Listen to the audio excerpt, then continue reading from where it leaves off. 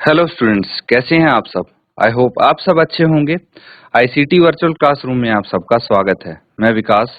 बच्चों, class 7th का maths करेंगे हम। चैप्टर है आपका अर्थमेटिक एक्सप्रेशंस, जिसको यहाँ पे कंटिन्यू करने वाले हैं। तो चलिए चलते हैं स्मार्ट बोर्ड पे।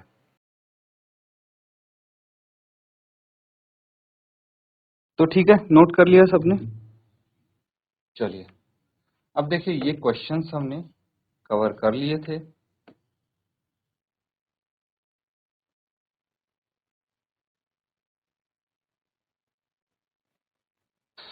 अब क्वेश्चन नंबर 2, ठीक है। क्वेश्चन नंबर 2 में हमने पार्ट ए बी कवर कर लिया था, ठीक है।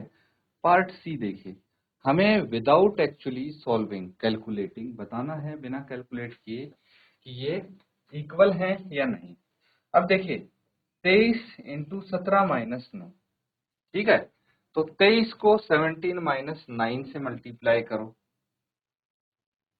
या फिर 23 को 17 प्लस 9 से मल्टीप्लाई करो, कौन सा बड़ा होगा। देखिए ये क्या है, अगर इसकी हम प्रॉपर्टी देखें तो ये 23 इंटू 17, बीच में प्लस का साइन है, 17 प्लस 9, तो 17 प्लस 9 बड़ा होगा या 17 माइनस 9। ऑब्वियसली 17 प्लस 9 बड़ा होगा, तो इस केस में ये टर्म बड़ी हो जाएगी, ठीक है। ये एक्सप्रेशन बड़ी हो जाएगी, ठीक है। अब अगला देखिए 34 माइनस 28 इंटू 42 है। 34 इंटू 42 एंड 28 इंटू 42। तो इसको सिर्फ हमने क्या किया, यहाँ पे डिस्ट्रीब्यूटिव प्रॉपर्टी लगा दी है, बाकी ये सेम होगा, ठीक है। इसको नोट करेंगे। और अगले में आपको क्या बोला गया है, here is one way to make 14। एक तरीका आपको दे दिया गया है जिससे आप 14 बना सकते हैं। क्या है वो तरीका, 1 प्लस 6। 1 प्लस 6 में अगर आप जोड़ेंगे 2, 1 प्लस 6 को 2 से मल्टीप्लाई करेंगे 14 आ जाएगा। क्या और भी तरीके हैं 14 बनाने के, तो यहाँ पे नीचे आप फिल करके बताइए और कौन से तरीके हैं 14 बनाने के, ठीक है। चलिए नोट करेंगे इसको।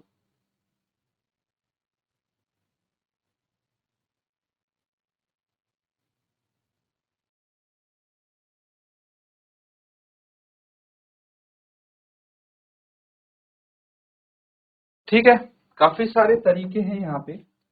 जैसे अगर मैं इसको करता हूँ 10 प्लस 4 इंटू 1, कितना आ जाएगा, 10 plus 4 is equal to 14, 14 into 1 14। अगर मैं यहाँ पे करता हूँ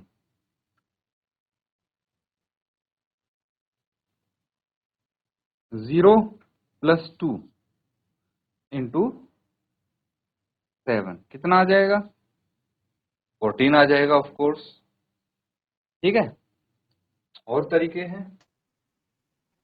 1 इंटू 9 प्लस 5, ठीक है। या फिर आप लिख सकते हैं 11 प्लस 3 इंटू 1। और भी तरीके हैं, नोट कर लेंगे इसको।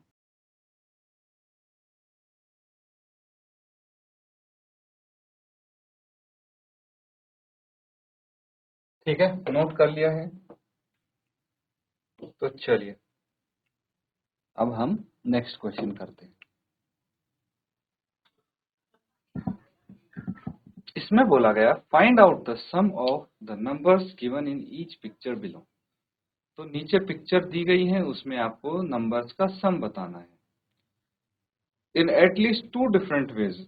दो अलग अलग तरीके से बताना है। Describe how you solve it through expression. Expression से बना के फिर इसको सॉल्व करके दिखाना है, ठीक है। तो चलिए नोट करेंगे और फिर सॉल्व करते हैं।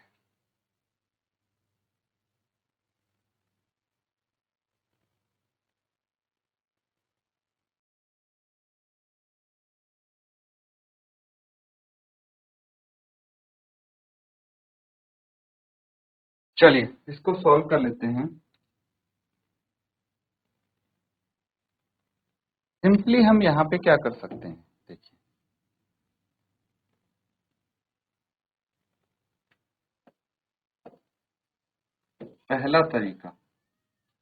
पहला तरीका ये है कि नंबर ऑफ फोर्स देखिए, नंबर ऑफ फोर्स इनटू 4। भाई 4 कितने हैं उसको 4 से मल्टीप्लाई कर दो, plus number of 8s into 8। That means 4 कितने यहाँ पे 1 2 3 4 5, तो 5 इंटू 4 प्लस यहाँ पे आप लिख सकते हैं 8 कितने हैं 4 इंटू 8। That's it. ठीक है, इसको हम सॉल्व कर लेंगे। कितना आएगा, 5 चौके 20 प्लस 8 चौके 32, 32 प्लस 20 कितना आ गया 52। ठीक है, दूसरा तरीका देखिए, वे टू। हम क्या करेंगे, जो भी आप या तो रो से शुरू कर दीजिए या कॉलम से। ठीक है, रो से कर लेते हैं हम शुरू।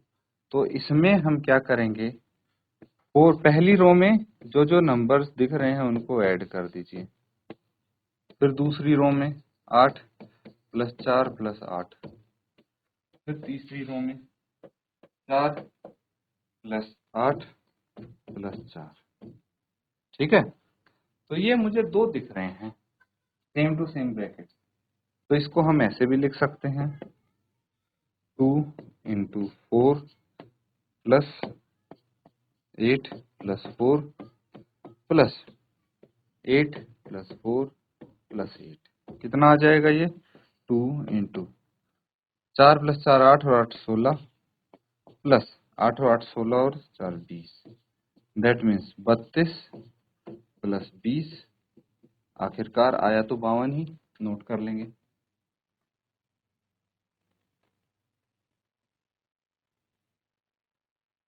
और भी तरीके हो सकते हैं, हमसे मिनिमम 2 पूछे हैं तो 2 हमने बता दिया। तीसरा, अगर आप कॉलम्स को इंडिविजुअली ऐड करते हैं तो भी आपका आंसर आ जाएगा। ठीक है, कॉलम्स को पहले कॉलम के नंबर्स का सम प्लस दूसरे कॉलम के नंबर का सम प्लस तीसरे कॉलम के नंबर्स का सम। नोट कर लेंगे।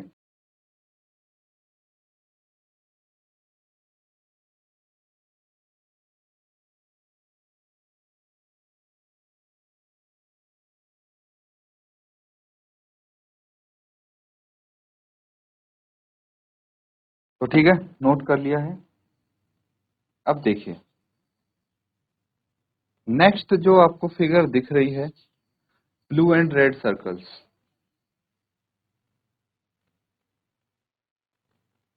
इसका पहला तरीका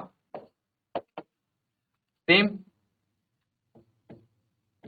number of 5s into 5 plus number of 6s into 6। तो 5 कितने हैं यहाँ पे, अगर काउंट करेंगे तो 1 2 3 4 5 6 7 8, 8 है 5, तो यानी 8 इंटू 5 प्लस नंबर ऑफ 6 कितने हैं, अगेन सेम 8 है।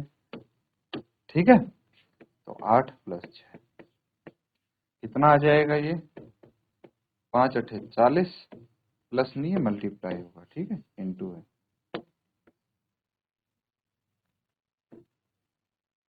8 इंटू 6 48 प्लस 40 88। दूसरा तरीका, यूज डिस्ट्रीब्यूटिव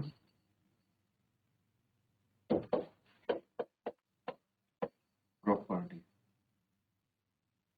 देखिए, हमें पता लग गया 8 इंटू 5 प्लस 8 इंटू 6। तो यहाँ पे हम लिख सकते हैं 8 इंटू 5 प्लस 6, कितना आ गया 8 इंटू 11 88। आंसर सेम आएगा। तीसरा, आप इनको रो वाइज ऐड कर सकते हैं, चौथा कॉलम वाइज ऐड कर सकते हैं। तो इसको नोट कर लीजिए। फिलहाल हम यहाँ पे 2 ही मेथड 2 वे लिख रहे हैं, बाकी भी आप लिख सकते हैं अपनी तरफ से, और अलग अलग तरीके हो सकते हैं इनको ऐड करने के।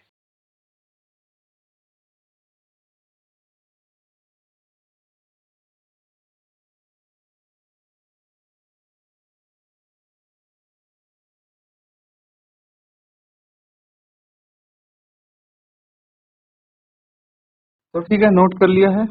चलिए अब देखते हैं कुछ और क्वेश्चंस यहाँ पे हैं आपके लिए। इसमें आपको सिचुएशंस दी गई है, इन सिचुएशंस को आपको रीड करना है, ठीक है, और इनके लिए एक एप्रोप्रिएट एक्सप्रेशन लिखनी है, ठीक है, और फिर उनकी वैल्यूज भी फाइंड आउट करेंगे। फर्स्ट देखिए, the district market in Begor operates on all 7 days of a week. Begor की एक डिस्ट्रिक्ट मार्केट है जो पूरे 7 दिन, सप्ताह के 7 दिन चलती है, किसी भी दिन बंद नहीं होती, वो पूरे दिन चलती है, ठीक है, पूरे 7 दिन। Rahim supplies 9 kg of mangoes each day from his orchard and Shyam supplies 11 kg of mangoes each day from his orchard to the market. 2 person है, अब एक रहीम है और एक श्याम है।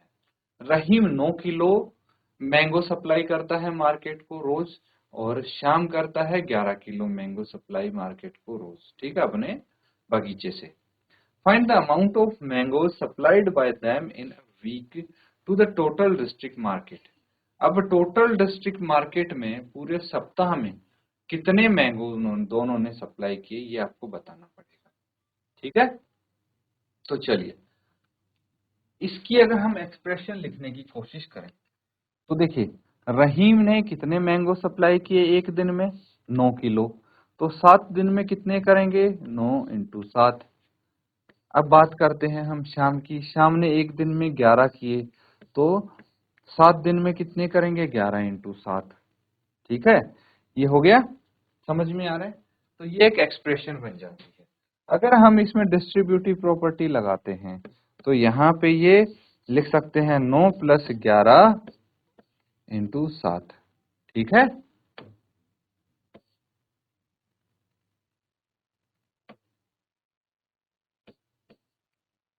तो 9 + 11 कितना होगा, 20 × 7 कितना हो जाएगा, 140 kg। तो 140 kg मैंगो सप्लाई किए उन्होंने डिस्ट्रिक्ट मार्केट में पूरे सप्ताह में, नोट करेंगे।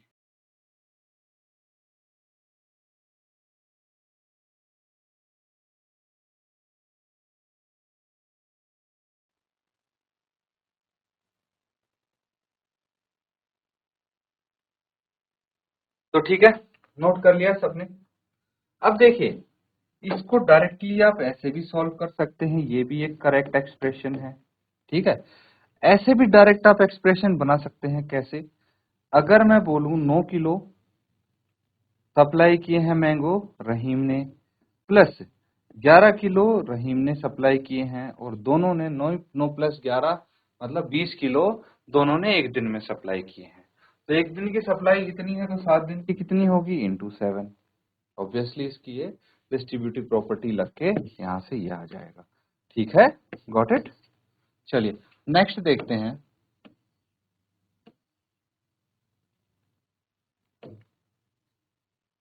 पीनू earns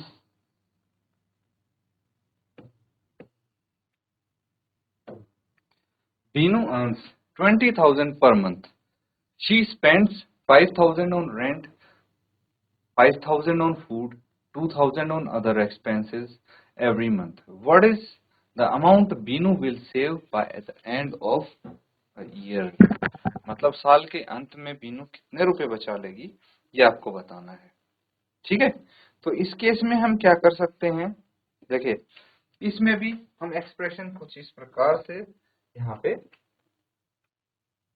लिख सकते हैं कि बीनू ने 5,000 रुपए अर्न किए हैं, सेव किए, स्पेंड किए हैं किस पे, रेंट पे। 5,000 रुपए स्पेंड किए हैं फूड पे, और 2,000 रुपए स्पेंड किए हैं इस पे, बाकी एक्सपेंसेस यानी बाकी खर्चों, ठीक है। तो इस केस में हम क्या कर सकते हैं, उसका टोटल जो एक्सपेंसेस हैं, ठीक है, वो ये है, टोटल एक्सपेंसेस उसके इतने हैं, और उसकी अर्निंग कितनी है, 20,000 है। अगर टोटल अर्निंग में से हम उसके एक्सपेंसेस घटा देते हैं तो क्या बच जाएगी उसकी, सेविंग्स बच जाएगी। समझ में आ रहा है? तो इसको नोट कर लेंगे, इस प्रकार से हम इसको लिख सकते हैं।